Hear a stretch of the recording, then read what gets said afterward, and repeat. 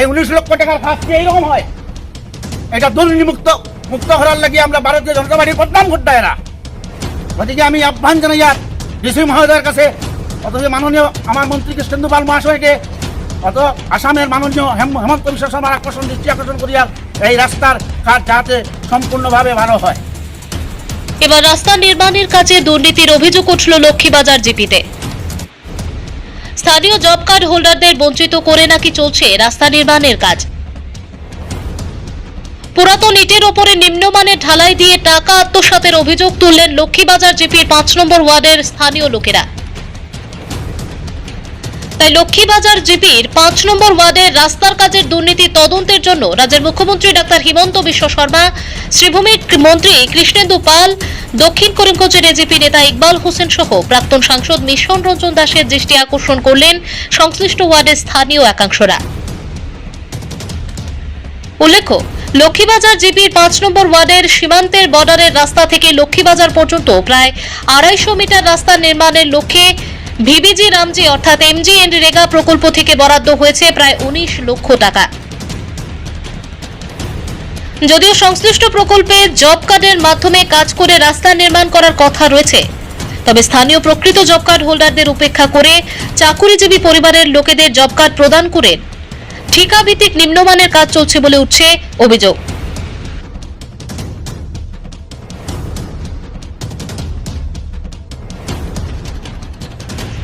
এদিকে রাস্তা নির্মাণের অভিযোগ উড়িয়ে দিয়ে লক্ষ্মীবাজার জিপি সভাপতি আবিদুর রহমান এনাম বলেন, কাজ যথারীতি চলছে, তবে লক্ষ্মীবাজার জিপিতে একটি দুষ্ট চক্র, দালাল চক্র নাকি রাস্তা নির্মাণের কাজ থেকে ব্যক্তিগত স্বার্থ আদায় করতে চাইছে। ব্যক্তিগত স্বার্থ চরিতার্থ করতে না পারায় জিপির একাংশরা রাস্তা নির্মাণের কাজ নিয়ে মিথ্যা অভিযোগ উত্থাপন করছেন বলেও পাল্টা অভিযোগ তুললেন লক্ষ্মীবাজার জিপির সভাপতি আবিদুর রহমান এনাম। বিস্তারিত দেখুন বরাক বাংলা ডিজিটালে।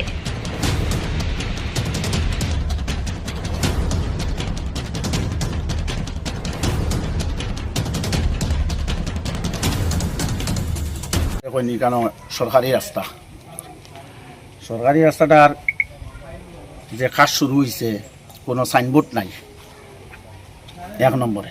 2 নম্বরে 14-15 ফাইন্যান্সর একটা সাইনবোর্ড এখানে লাগাই আছে। এখন এটার কাজ চলে না, এমডিকার কাজ চলে, এটা আমরা জনসাধারণ জানতাম চাই। এই যে দেখুন রাস্তার কোনো তারা এখন বর্তমানে ডালাই দিয়ে যার, কিন্তু কোনো ইট সলিং নাই, কোনো কিচ্ছু নাই।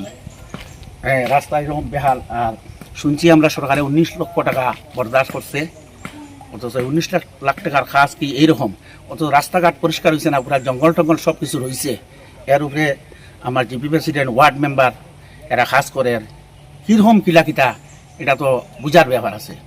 গতিকে আমি জব কার্ডের দেখুন, যারা অরিজিনাল হিতাকারী তারা কোনো জব কার্ডের এখানে পান না। যারা পরিবারের চাকরিয়ান ছেলে চাকরি করে এরা হিতাকারীরা জব কার্ডের কাজ করে। অথচ এখানকার লেবার বদরপুর ভাঙ্গা থাকে লেবার, আমার লোকালিটি লেবার আছে, মিস্ত্রি আছে, এরা কোনো কাজ করার ইয়ে নাই। হ্যাঁ, বাইরের লেবারে প্রেসিডেন্টে মেম্বার এখানে কাজ করাইছে। আমার এত অঞ্চলের মিস্ত্রি হল আসুন, এখানকার এরিয়া সারা কাজ করছো, জব কার্ডের কাজ করতো। কিন্তু জব কার্ডের দেখা যায় অন্যান্য ভিন্ন ভিন্ন মানুষ তারা কাজ করে, এটা কীরকম হয়? কাজ কোনো সঠিকভাবে হন না।